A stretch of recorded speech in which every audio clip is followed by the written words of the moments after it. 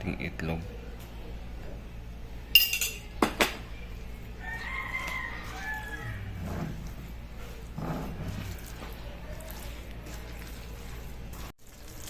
Ayan, ating press na press yung nabili nating giniling.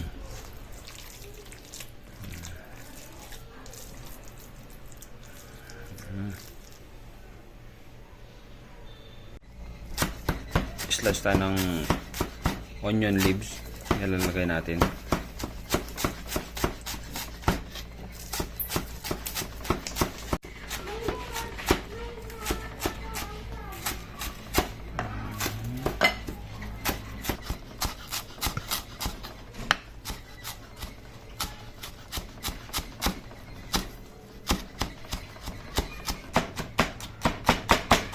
Kailangan pino natin yung garlic natin para maganda.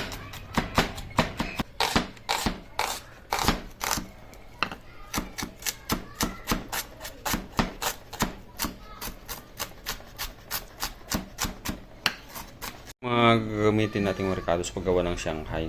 So bumili ako ng 1 kilong karneng giniling. So ito may parsley, onion leaves, calamansi. So wala akong lemon, so yan yung gagamitin ko. So yung oyster sauce, ito yung garlic, ito yung carrots, black pepper, oyster sauce, ang ating oil, o yan lahat, sugar, so nandun. So yan lahat paghalo-halo natin. Magawa tayo ng Shanghai. Lalagyan natin ng kalamansi. Wala tayong lemon gagamitin.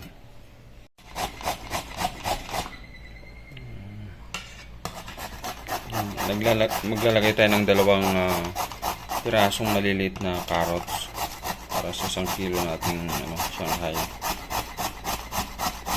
Pwede na yung mga rekado natin. Paghahaluin na natin to. Ayan. Okay. Go na tayo. Yung carrots natin.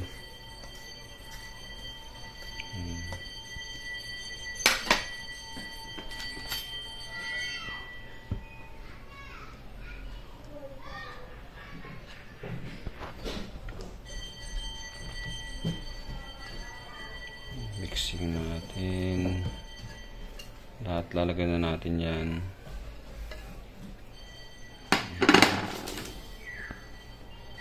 Ang kalamansi natin. Sayang nga lang wala tayong lemon.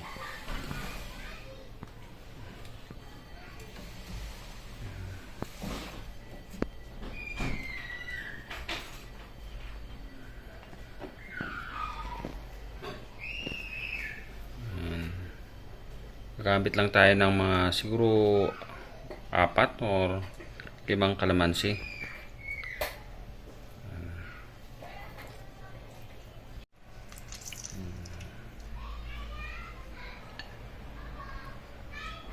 Yan ang alternative nating lime, yung kalamansi.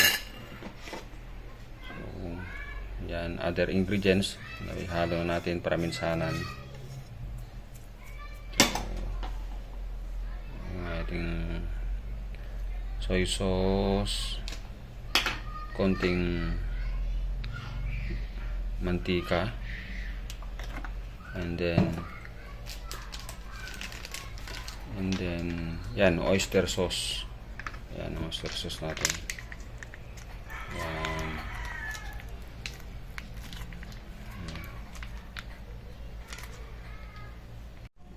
Hahaluin natin mamaya. Hintay lang natin yung itlog. Muntik na makalimutang ilagay. So, okay, ang ating itlog.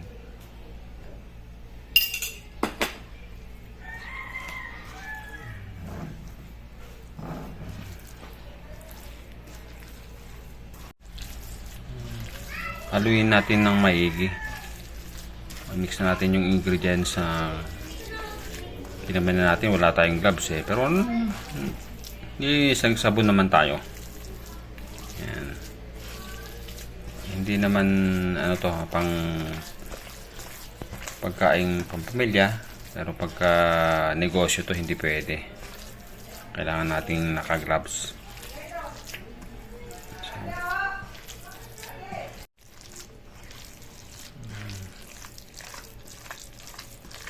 mix natin maigi. Yan.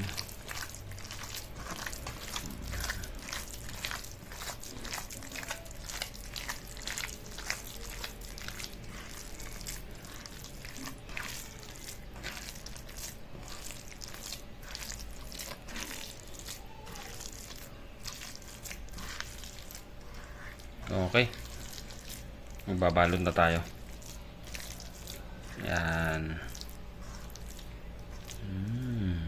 Excited na ako maluto nito. Parang gutom na ako eh.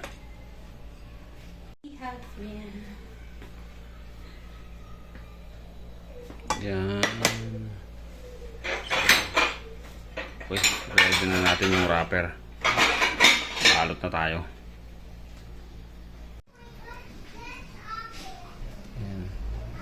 So, tingin mo, masarap yung tinimpla natin. Yes, of course. Yan. So, maganda ito para sa umaga at naka-prepare na prito na lang, lalo yung mga pag may estudyante kayo. Yan, mabilisan na lang yung luto. Yan lang kakunti ang nilalagay namin sa isang wrapper. Yan. So, sa binili kong 1 kilo, so possible to 80 to 100 pieces ang kayang gawin. Yan. Tapos yung iba, i-rep natin. Yan. Ito na yung nabalot natin. Oh, so okay. Pipirituhin na natin para sa ulam ngayon. So, maybe tomorrow. Yung iba na yan para sa mabilisan lang para sa mga batang papasok. Yan. So, pagka gumagawa ng ganito, nakakatipid naman tayo. Kaysa bibili natin na sa labas, at least ginawa natin, alam nating malinis. So, ito ay purely meat. Wala tayong hinalong flour. Yung mga ingredients lang natin na mga onion, garlic, parsley, onion leaves, at iba pa. So, alam nating pag ginawa natin, dating ko masarap. Okay, lagyan na natin yung pangalawang salang natin. Nagkulay na yung mantika natin.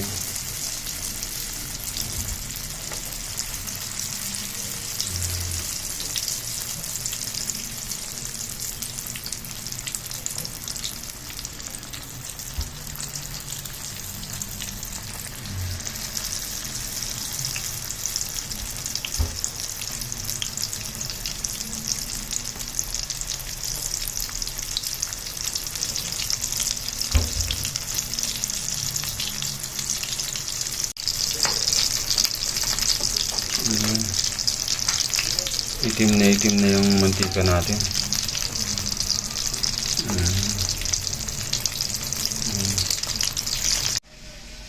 Yung ating chili ketchup na gagamitin.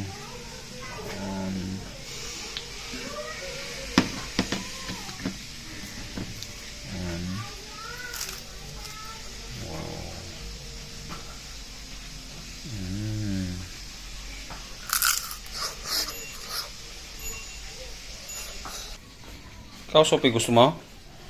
Gusto ko. Pero ayoko yung salsa. Mahang yan. Kaya kumain ka na lang. Oh Try my mo. god, it's so hot. Hot pa? It's hot. Okay. Oh my god, it's so hot. Did you know, guys, this is so super hot. Later. Try, Sophie, one. You can try the sauce, Sophie. Oh my gosh. You can try the sauce. No thanks. No, thanks. Why? Because it's super spicy. I don't know. Spicy? No? It's not. You like it? Try it. I Fish it? I Mhm. don't like it. Taste it. I Taste don't it. like the red. You don't like the red. Yeah. Then try it. Try to eat. Okay. So how's the taste? The house tastes like Kester. Like really good, but you're good at Luto. Alright. Super good. Wow.